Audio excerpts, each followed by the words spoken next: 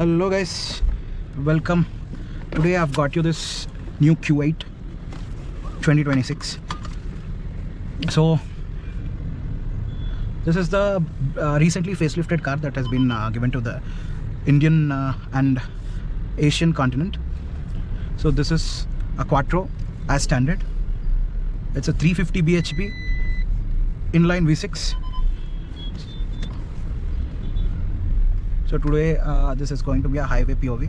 I'm going to show you how it does on the highway. As you've already, I think, seen the city POV. So let's take this car onto the highway and explore this. So currently it is in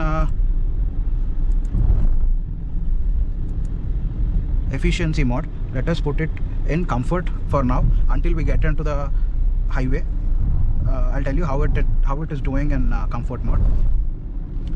So for this 2500 kg car, the engine feels pretty punchy even in comfort mode. The way it picks up is amazing, but the only drawback that I can see is until you put 50 to 60% acceleration to the pedal, there is a lot of turbo lag.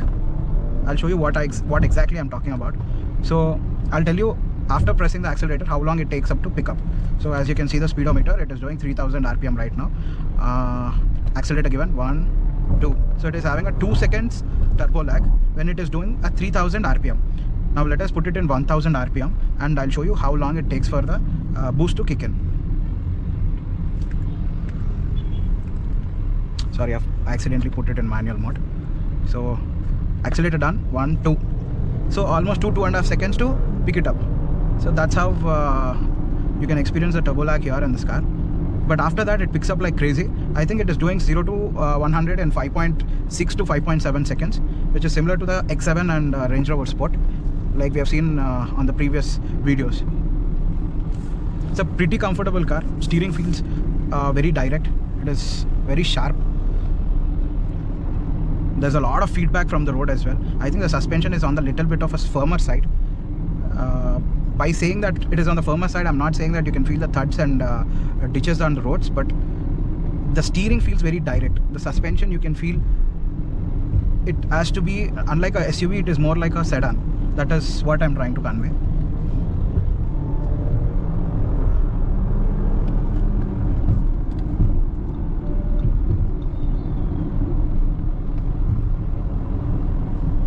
This car is a huge car.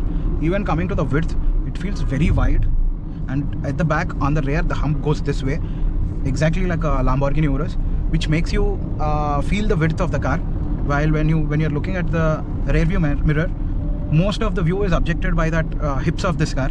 In a way it's beautiful, and in a way it is inconvenient as well. One full car has been disappeared behind that hump.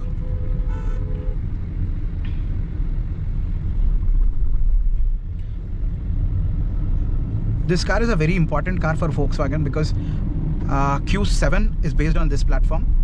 Bentley Bentayga is based on this platform.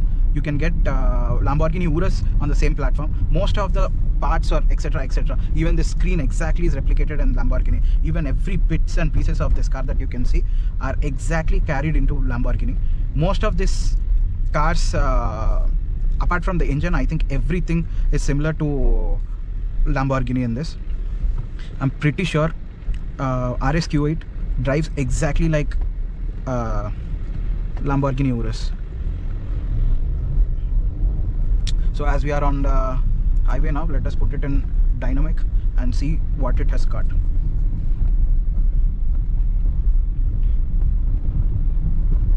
Even on this bad patch of CC road, it doesn't seem to be bothering a lot. Contains the body roll quite well. Unlike Q7 or Range Rover, you can't call the suspension to be cushy.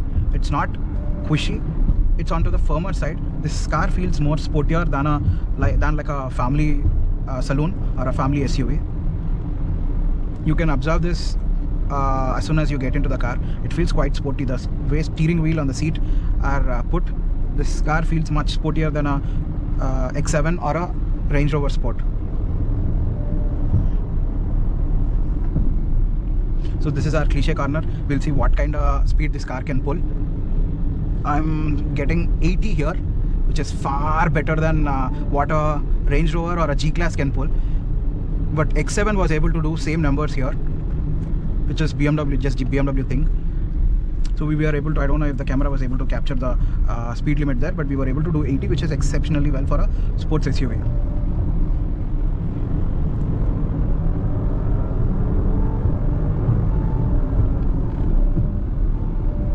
And it does sound very well.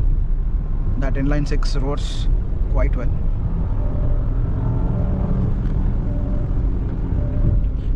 Even at 133 there are hardly any wind noises in the cabin. Though it is not a DGU glass, it still has a very quiet cabin, which is surprisingly well done by Audi. It's currently doing upwards of 140 and it still is quiet inside. Last time, if you have seen my electric G-Class video, as soon as we have done 120, it gets quite noisy inside because of the air and all. But in this car, it doesn't seem to be happening that way.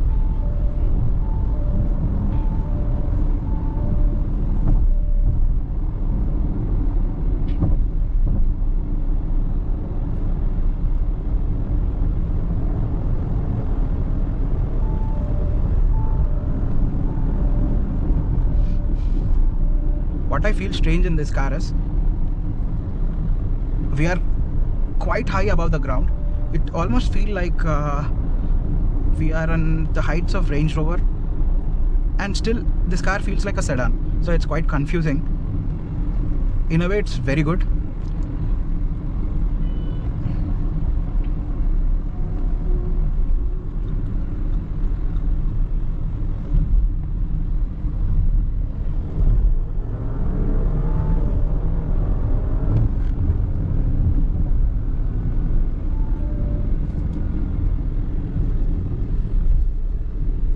Not a lot of body roll.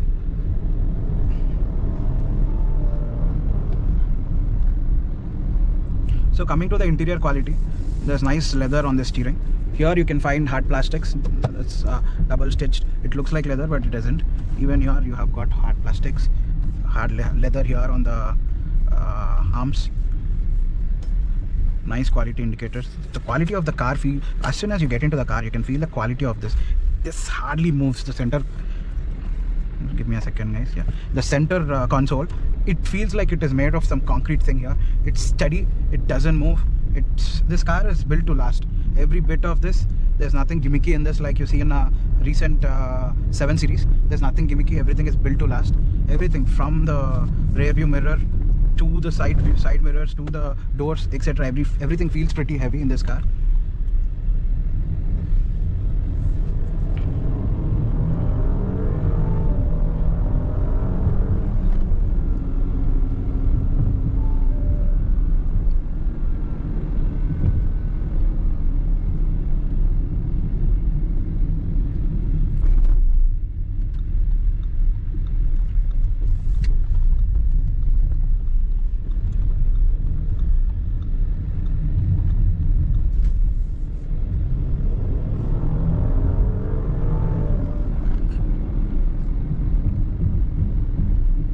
I'll get down here and show you how the car looks inside out, and also show you the back seat, how comfortable it is.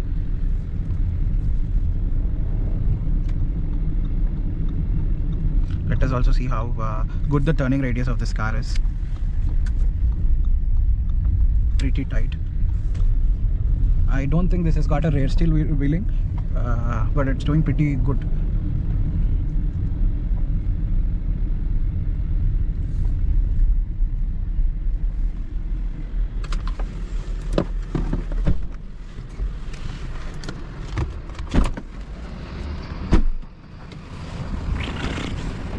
First, let me show you the back seat. This has got rimless doors.